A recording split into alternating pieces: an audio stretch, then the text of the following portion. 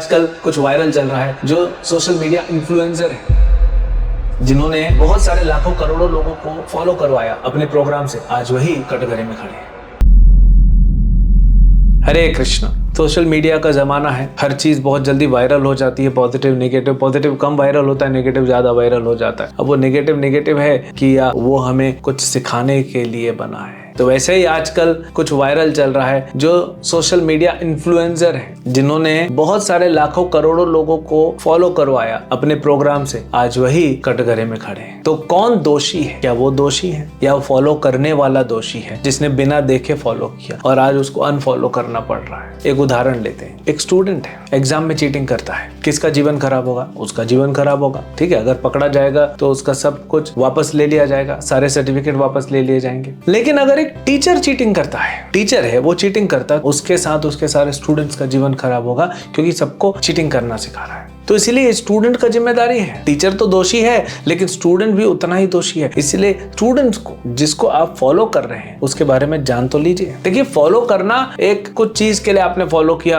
कोई एक्टर बनना चाहता है, एक्टर को फॉलो किया। कोई स्पोर्ट्समैन बनना चाहता है, स्पोर्ट्समैन को फॉलो किया। वो एक स्किल होती है। लेकिन अपने जीवन की जो डायरेक्शन है या अपने जीवन की विचारधारा को उसकी विचारधारा पे चलाना, वो आपको बहुत सतर्क होना पड़ेगा, नहीं तो दोनों ही तकलीफ में आ जाएंगे। तो कौन है हमारे हीरो? सबके जीवन में कोई ना कोई तो हीरो चाहिए ना, जिसको हम फॉलो करें। तो ये फिल्म इंडस्ट्री में है, एक्टर्स हैं, ये हीरो हैं, या स्पोर्ट्स वाले हैं, ये हीरो हैं। अपने अपने फील्ड में हीरो हैं। लेकिन पूरे जीवन की शिक्षा, जहाँ पे हमें सुख, समृद्धि, आनंद प्राप्त करना है, कैसे हमें जीवन जीना है, वो हम हर किसी से नहीं सीख सकते। ऐसे तो मोची भी आप जूता लेके जाओगे फटा हुआ, वो अच्छे से उसको साफ करके या उसको खीला लगा देता है, या सिलाई कर देता है, या चिपका देता है, अच्छा बना देता है। इसका मतलब उससे पूछोगे कि मेरा जीवन भी ऐसे फटा हुआ है, कुछ बताओ? उससे तो नहीं पूछोगे ना। हो सकता है उसको पता हो, लेकिन आप फिर भी नहीं पूछोगे। तो ये एक शिष्य को भी समझना चाहिए कि मैं किसको फॉलो करूं। लाखों लोगों ने फॉलो किया, आज लाखों लोग अनफॉलो कर रहे हैं। तो इसलिए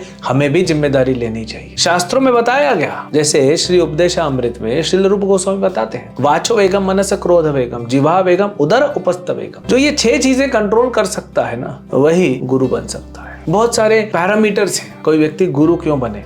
तो आप जिसको फॉलो करते हैं उसको आपने गुरु मान लिया, उसकी पूरी विचारधारा ले ली, लेकिन उसका अपने पर्सनल लाइफ देखी, वो अपने पर्सनल लाइफ में क्या कर रहा है। आज देखिए, आज वो तथाकथित गुरु तो कटघरे में हो गया और लोगों ने अनफॉलो करना चालू कर दिया। तो ये तो ठीक है, फिर आप ढूंढोगे किसी और को, फिर उसको फॉलो करोगे, फिर कुछ समय बाद कुछ होगा, फिर उसको अनफॉलो करोगे, फिर किसी और को ढूंढोगे। ऐसा तो आपको पूरा जीवन चला जाएगा। तो इसका मतलब आपको ढूंढना चाहिए कि परफेक्ट हीरो कौन है, कि मैं जिसको फॉलो करूं और कभी अनफॉलो करने की जरूरत ना पड़े। ऐसा व्यक्ति ढूंढिए। तो आप पूछेंगे, क्या ऐसा व्यक्ति है? बिल्कुल है। ऐसा वही व्यक्ति है जिसने पूरी सृष्टि बनाई है। अगर आपके पास मोबाइल फोन है, आईफोन है, टूट गया तो आप मोची के पास थोड़ी जाके चिपकाएंगे। पिछले हफ्ते मेरा जूता इसने चिपकाया था, आईफोन भी चिपका ही देगा। हो सकता है हथौड़ी से 2-4 खीला भी मार दे, चमका देगा, पॉलिश भी कर देगा। अब उसके पास नहीं जाओगे, आप ऑथोराइज सर्विस सेंटर में जाओगे या फिर आईफोन के कंपनी में डायरेक्ट जाओगे। तो वैसे ही असली हीरो कौन है? जिसने सृष्टि बनाई है। उसको पता है ना,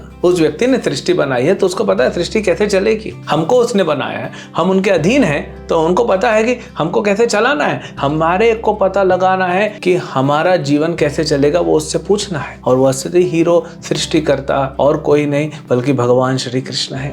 तो अब हम कृष्ण तक नहीं पहुंच सकते। जैसे आईफोन अमेरिका में है, अब आप अमेरिका तो नहीं जाओगे ना, उसके मालिक को तो नहीं ढूंढोगे मेरा आईफोन चल नहीं रहा है। फिर आप अलग अलग सर्विस सेंटर होते हैं, लेकिन सर्विस सेंटर ऑथोराइज्ड भी होता है, अनऑथोराइज्ड भी होता है। बहुत सारे ऐसे ही दुकान वाले होते हैं, हम बना देंगे, और आप बनवा लेते हो। क्यों? क्योंकि 200 रुपए ले रहा है, सर्विस सेंटर में 2000 लगेगा, लेकिन फिर नई प्रॉब्लम खड़ी हो सकती है। तो वैसे ही भगवान के जो प्रामाणिक भक्त होते हैं, जो अपने जीवन में भक्ति कर रहे हैं, वे ऑथोराइज सर्विस सेंटर है। चलते फिरते मोबाइल को ठीक करने के लिए सर्विस सेंटर खुद मोबाइल हो जाते हैं, चलते हैं। लेकिन जो अनऑथोराइज है, जो अपने जीवन में कुछ प्रैक्टिस नहीं कर रहे हैं, उनको क्या मानना? और जो अपने जीवन में गलत प्रैक्टिस कर रहे हैं, उनको क्या मानना? और कोई अगर व्यक्ति अपने जीवन में गलत कर रहा है, शराब पी रहा है, मांसाहार कर रहा है, वेश्यावृत्ति में लगा है, और आपको उपदेश दे रहा है कि जीवन कैसे अच्छा होगा, ये तो वही बात हो गई कि व्यक्ति स्वयं जो है बीमारियों से घिरा पड़ा है, गलत काम करके बीमार हो रहा है उसका शरीर, और आपको बताता है सेहत, हेल्थ डाइट्स, हेल्थ टिप्स दे रहा है। आप किसी शराबी से हेल्थ टिप्स लोगे क्या? वो तो खुद अपनी हेल्थ खराब कर रहा है। तो इसकी जिम्मेदारी तो हमारी है ना। नहीं तो ऐसे ही होगा, बस फॉलो करेंगे, 2 साल बाद अनफॉलो करेंगे, फिर और फॉलो करेंगे, फिर 2 साल बाद ऐसे भटकते रह जाएंगे। ऐसे तो पूरा जीवन खत्म हो जाएगा, व्यर्थ में चला जाएगा। फिर क्या करोगे? फिर नया जीवन, फिर कोई ऐसा यूट्यूब इन्फ्लुएंसर मिल जाएगा। इसीलिए भगवान के भक्त को ढूंढो। तो अब प्रश्न उठेगा कि प्रभु जी, भगवान के भक्तों में भी कभी कभी गड़बड़ होती है। यस, 2 प्रकार के भक्त होते हैं। एक जो सिद्ध हैं, जो परफेक्ट भक्त हैं, जिन्होंने परफेक्शन हासिल कर ली है, उनके साथ कुछ गड़बड़ नहीं होगा। और दूसरे जो अभ्यास कर रहे हैं, जो प्रैक्टिसिंग डिवोटी है, लेकिन वो भी भक्त है, वो भी हेल्प कर सकता है। फिर भी चाहे वो अभ्यास करने वाला भक्त हो तो भी आपका भला करेगा। देखिए, आपने रशियन में चिट्ठी लिखी या चाइनीज में चिट्ठी लिखी और किसी को भेजी, वो पोस्टमैन जाके पहुंचा देगा। भले उसको ना आता हो पढ़ने, लेकिन वो चिट्ठी सही पहुंचाएगा, क्योंकि अपनी ड्यूटी करना जानता है। तो हम जैसे अभ्यास करने वाले साधक जो हैं, हो सकता है हम परफेक्ट ना हो, लेकिन भगवत गीता का उपदेश तो परफेक्ट है। भागवत का, रामायण का, महाभारत का उपदेश तो परफेक्ट है। अगर वो सही तरीके से दिए जा रहे, वो परफेक्ट है, आपका कुछ गड़बड़ नहीं होगा। हम विश्वामित्र का उदाहरण कई बार सुनते हैं। वो अभ्यास कर रहे थे, इंद्र ने अप्सरा को भेजा, गड़बड़ हुआ, लेकिन विश्वामित्र ने अभ्यास नहीं छोड़ा। उनको दुख लगा कि उन्होंने गलत किया और तुरंत फिर से उस मार्ग पे कंटिन्यू किया, सही वाले मार्ग पे। और भगवान की कृपा से देखिए, वो एक महान वैष्णव बन गए। आपको एक सत्य घटना और बताता हूँ। अमेरिका में एक भक्त था, इस्कॉन का, आया था। नौजवान लोग आते हैं, कुछ समय रहा, भक्ति किया, फिर चला गया। माया ने खींच लिया ना, माया तो खींचती रहती है। तो ये व्यक्ति एक दिन बार में चला गया शराब पीने, वहां शराब पी रहा है। दूसरा व्यक्ति बाजू में बैठा, वो भी शराब पी रहा है। तो भक्ति छोड़ चुका है, दोनों शराब पी रहे हैं। लेकिन जो भक्त था, उसके हाथ में किताब था इस्कॉन का, बैक टू गॉडेड मैगजीन। तो दूसरा शराबी पूछ रहा है, ये क्या किताब है? सोचिए, शराब के नशे में इसने प्रचार चालू कर दिया। और दूसरे व्यक्ति बोला कि ये बुक मैं रख सकता हूँ। बोले रखो, वैसे मैंने छोड़ दिया है। और ये व्यक्ति, जो दूसरा व्यक्ति था, ये घर गया, रात को सोया, सवेरे उठ के नहा धो के मंदिर चला गया, भक्त बन गया। देखिए, हर परिस्थिति में भक्त के साथ आपका फायदा ही होता है। हम नहीं बोलते कि भक्त कुछ गलती कर रहा है तो आप उसको फॉलो करो, लेकिन अगर वो फिर से भक्ति के पाथ पे आ जाता है, भगवान स्वयं कहते हैं, क्षिप्रम भवति धर्मात्मा, वो क्षिप्रम बहुत जल्दी धर्मात्मा बन जाएगा। भक्त नम्र होता है,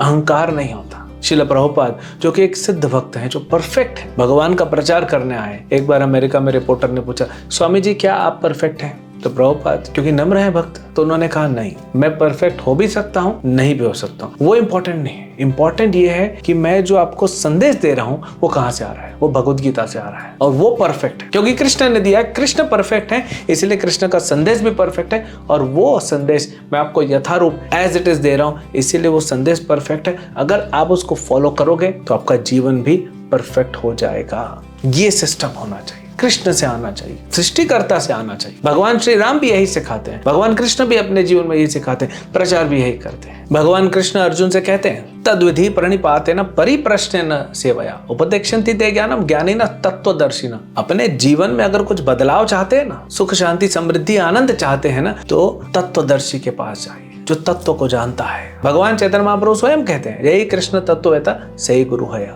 गुरु कौन है? जो कृष्ण तत्व को जानता है। वही आपके जीवन की दिशा, चाहे आप भौतिक चाहे आध्यात्मिक, दोनों ही आपके जीवन को कैसे अच्छे से चलाना है वो सिखा सकता है। नहीं तो ऐसे लोगों को आप फॉलो करते रहेंगे जो स्वयं गलत काम कर रहे हैं, जो स्वयं पाप में लगे हुए हैं। वो आपको क्या देंगे? कितने दिन वो झूठ को दबा पाएंगे? सच निकल ही जाता है। आज नहीं तो कल हर व्यक्ति एक्सपोज होता है जो गलत होता है। इसीलिए भगवान के भक्तों के संग रहे, भगवान के भक्तों का संग कीजिए। अगर कुछ गड़बड़ हो भी गई, जो रास्ता बताया जा रहा है वो परफेक्ट है, आप उस पर चलते रहिए, आपको सिद्धि मिल जाएगी। सिद्धि मतलब आपको परफेक्शन मिल जाएगा। कलयुग है ना, कलयुग में ऐसे लोग बहुत मिलेंगे जो आपको भटकाएंगे। इसीलिए अपने जीवन की जिम्मेदारी लीजिए और भगवान कृष्ण और उनके जो परंपरा में अनुयायी हैं उनको फॉलो कीजिए, अपने जीवन को सिद्ध बनाइए। नहीं तो हमारा जीवन जो है वो व्यर्थ में चला जाएगा। हरे कृष्ण।